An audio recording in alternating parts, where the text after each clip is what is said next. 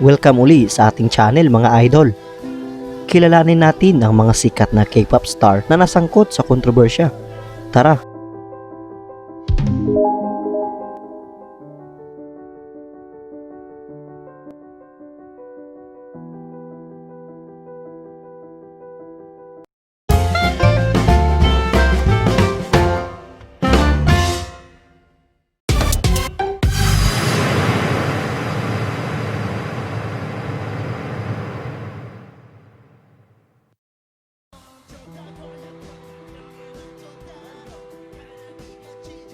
Isa na namang K-pop star ang nagretiro, makaraan niyang aminin na kinunan niya ng palihim ang mga babaeng nakatalik niya at ibinabahagi pa niya ito sa iba. Inihayag ni Jong Junyoung, 30 years old, ang kanyang agarang pagre-retiro sa show business sa gitna ng kontrobersya. I admit all my crimes, sabi niya. I filmed women without their consent and shared it in a chat room. And while I was doing so, I didn't feel a great sense of guilt, sabi niya sa isang pahayag. Isa si Jung sa ilan pang miyembro ng male artist sa isang group chat room kung saan ini-upload ng mga miyembro ang kanilang mga sex video na kinunan ng palihim. Aabot sa 10 kababaihan ang natampok sa group chat, ayon sa local broadcaster na SBS or Seoul Broadcasting System. Nitong Lunes lang, inihayag ng K-pop singer na si Seungri, tanyag din ng miyembro ng boyband group na Big Bang, ang kanyang retirement sa show business sa gitna ng kinasasangkutan niyang sex for investment. Isa rin daw siya sa miyembro ng chatroom. Mga idol, atin munang alamin at kilalanin kung paano sila nagsimula sa K-pop entertainment industry. Choi Jong-hoon ay isang dating South Korean musician at actor. He served as leader, guitarist, keyboardist sa rock band na FT Island mula sa debut nito noong 2007 until his retirement from the entertainment industry noong 2019. Jong-hoon was born on March 7, 1990 in Seoul, South Korea.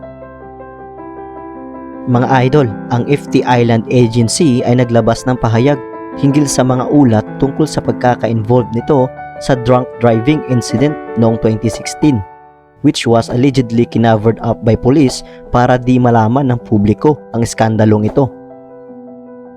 Nagbigay ng pahayag ang agency niya na FNC Entertainment at kinonfirm na si Choi Jong-hoon was caught drunk driving by police in February 2016 at nagbayad ng multa na mahigit 2.5 million won o mahigit 100,000 pesos sa karaniwang palitan natin ngayon, as well as receiving a 100-day license suspension na hindi daw niya sinabi sa kanyang agency ang tungkol dito.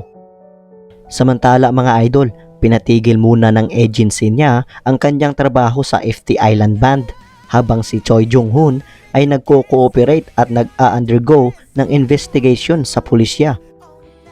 Noong March 13 nga, YTN reported that Choi Jong-hoon ay isa daw sa maaaring miyembro ng group chat na kinabibilangan nina Seungri at Jong Junyoung at iba pa, na maaaring may koneksyon sa pulisya na nag-cover up to his drunk driving incident.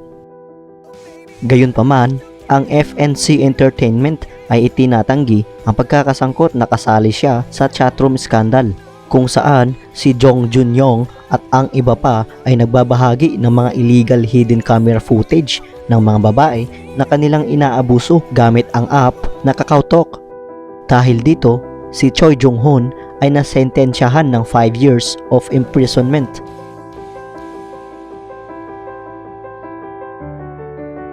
Jong Junyoung, siya ay isa ring dating singer, songwriter, radio DJ, host, actor at television personality. Siya ay unang nakilala sa Mnet's reality television talent show, Superstar K4 noong 2012, kung saan siya ay nakakuha ng 3rd place sa kompetisyong ito. Noong 2013 naman mga idol, he became the youngest member of KBS variety show 2 Days and One Night Season 3. nag-host din siya sa sarili niyang radio program titled MBC FM's John Jong Yong's Sim Sim Tapa noong 2014, at ang pinakauna niyang appearance sa big screen ay ang palabas na Love Forecast noong 2015 na pinagbibidahan ni Lee Seung-gi at Moon Chae-won. From 2015 hanggang March 2019, Jung was lead vocalist in a rock band called Drug Restaurant, previously known as GGY Band ngayon, kung saan nakapag-release sila ng first album na Escape to Hangover noong May 2015. Dahil nga sa kinasasangkutang iskandalo nito, he was first to be arrested, and now singer Jong Jun-young is the first to be charged o unang nakasuhan. Sabi ng otoridad, he has been indicated on charges of violating the law into his alleged filming of women in sex acts and sharing of the footage in a chat room. Kaya noong November 29, 2019, si Jung ay nasintensyahan ng 6 na taong pagkakakulong. Samantala mga idol, si Lee Seung-yoon o kilala rin sa stage name na Seungri ay isa ring dating singer, songwriter, record producer, actor, businessman, investor, DJ, at creative director. Noong mid-2000 nga, si Seungri ay sumikat as one of the 3 vocalists and youngest member of the South Korean band na Big Bang sa ilalim ng YG Entertainment, kung saan isa rin siya sa pinakasikat, kabilang na nga dito ang best-selling digital groups of all time in Asia and one of the best-selling boy bands in the world.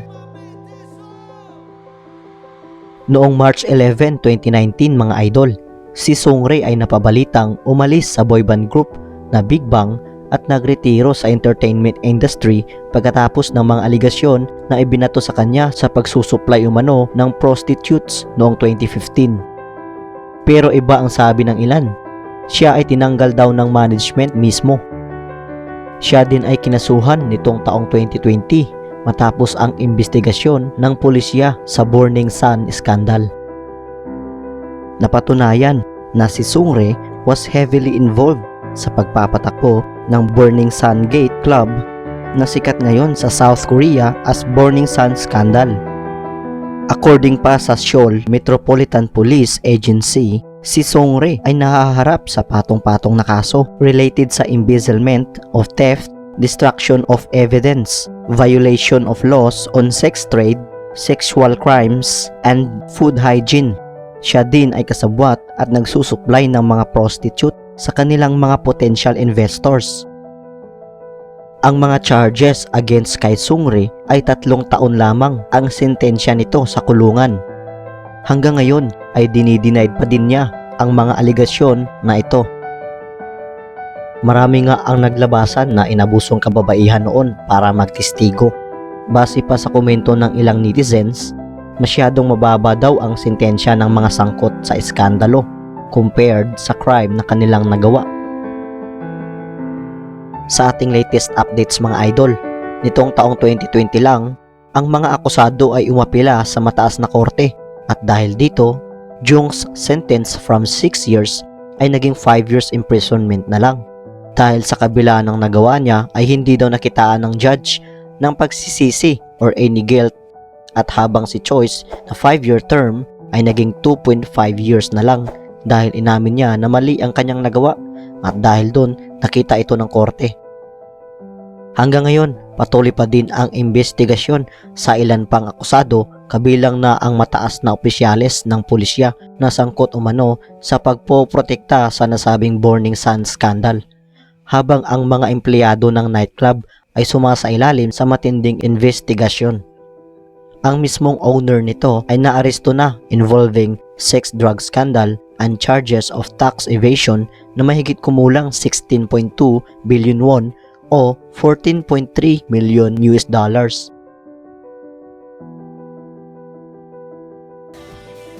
Mahigpit na inaalagaan ng K-pop stars ang kanilang clean-cut image at ito rin ang ipinopromote ng South Korean government bilang K-cultural export. kaya napakalaking kontrobersya ng kaso ng tatlong K-pop star. Maigting na nilalabanan ng South Korean government ang lumalaking epidemic sa bansa na tinatawag na MOLCA o spy cam videos na ginagamit ng mga kalalakihan para kunan ng palihim ang mga kababaihan na ibinabahagi pa sa iba. This case just shows that male K-pop stars are no exemption when it comes to being part of this very disturbing reality that exploits women. Sabi ng women's rights activist na si Bae Bok-ju sa isang international news. Nagustuhan nyo ba ang ating topic ngayon? Suportahan nyo lang ang channel na to sa pamamagitan ng pag-like, share, comment at subscribe para marami pa tayong videos at kaalaman na mababahagi sa inyo.